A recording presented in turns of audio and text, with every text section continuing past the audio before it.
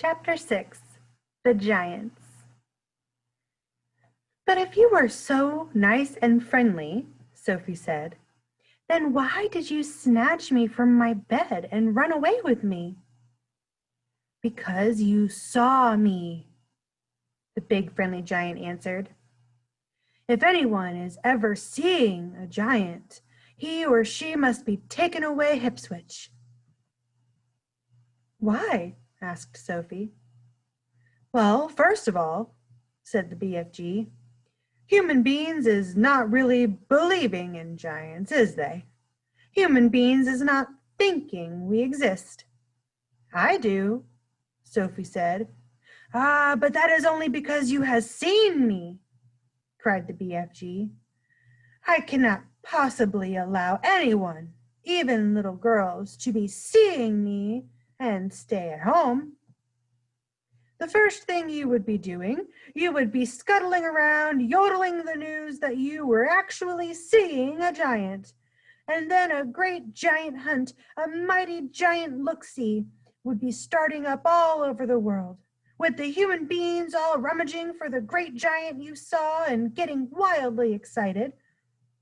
People would be coming rushing and bushing after me with goodness knows what, and they would be catching me and locking me into a cage to be stared at.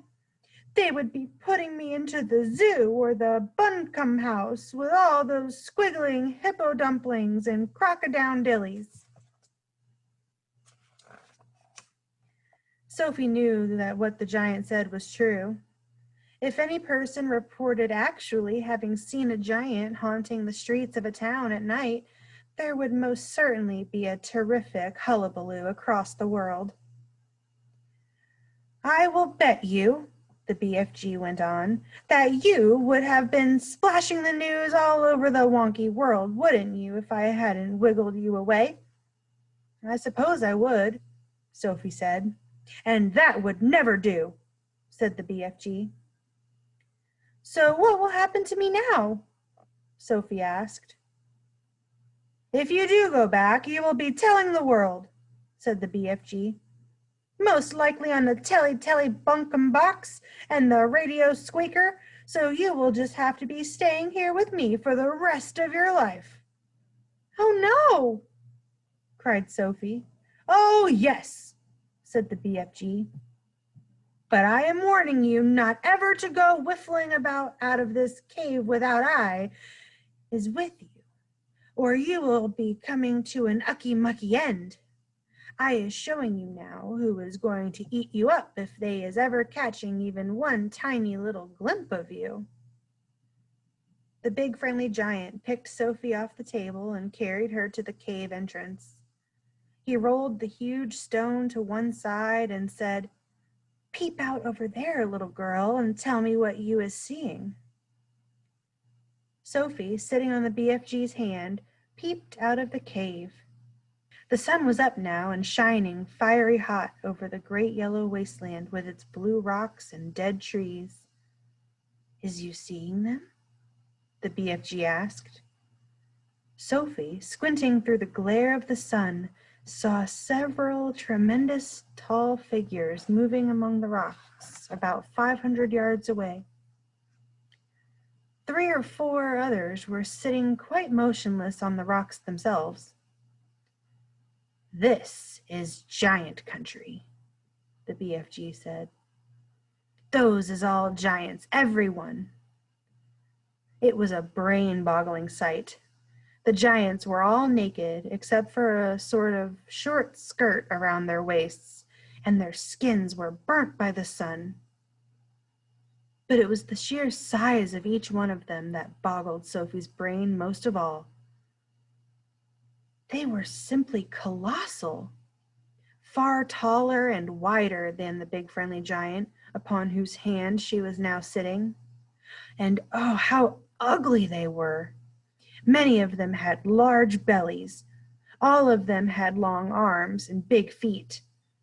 They were too far away for their faces to be seen clearly, and perhaps that was a good thing. "What on earth are they doing?" Sophie asked. "Nothing," said the BFG.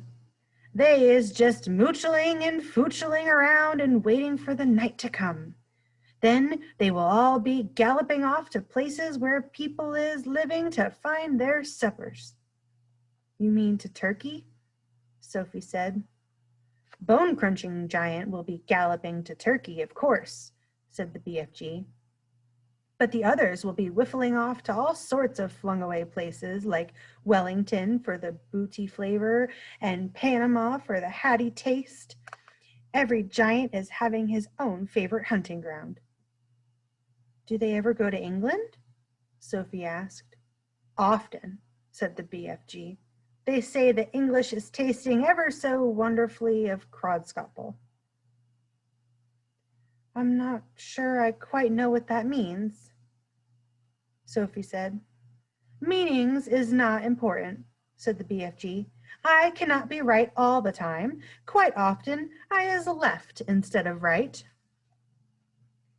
And are all those beastly giants over there really going off again tonight to eat people? Sophie asked.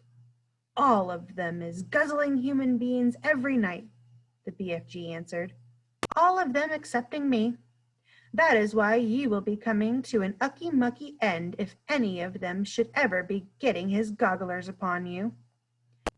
You would be swallowed up like a piece of frumpkin pie, all in one dollop.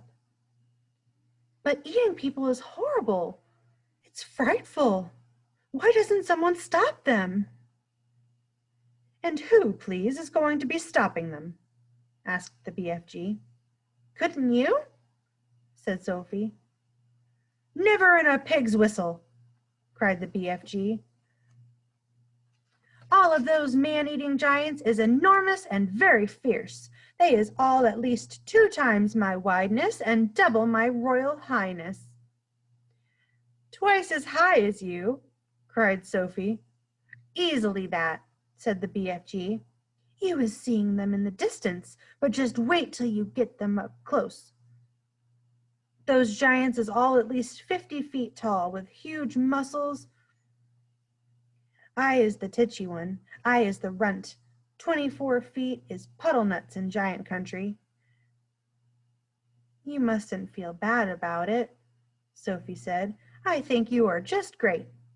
Why, even your toes must be as big as sausages.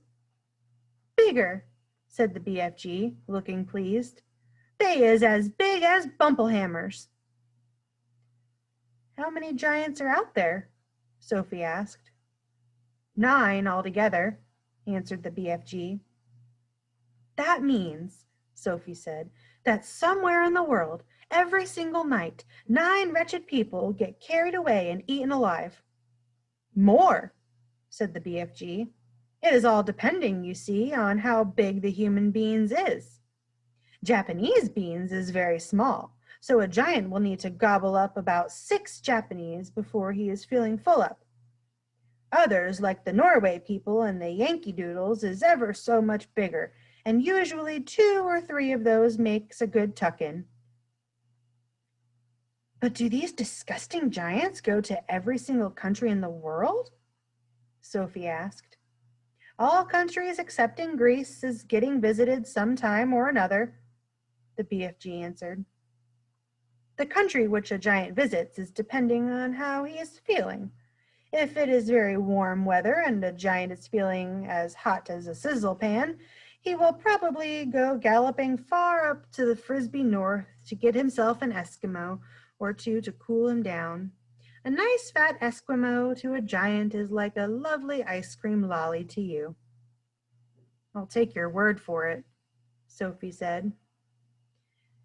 And then again, if it is a frosty night and the giant is fridging with cold, he will probably point his nose towards the sweltering hot lands to guzzle a few Hottentots to warm him up. How perfectly horrible, Sophie said. Nothing hots a cold giant up like a hot Hottentot, the BFG said. And if you were to put me down on the ground and I was to walk out among them now, Sophie said, would they really eat me up? Let go, Whiffswiddle.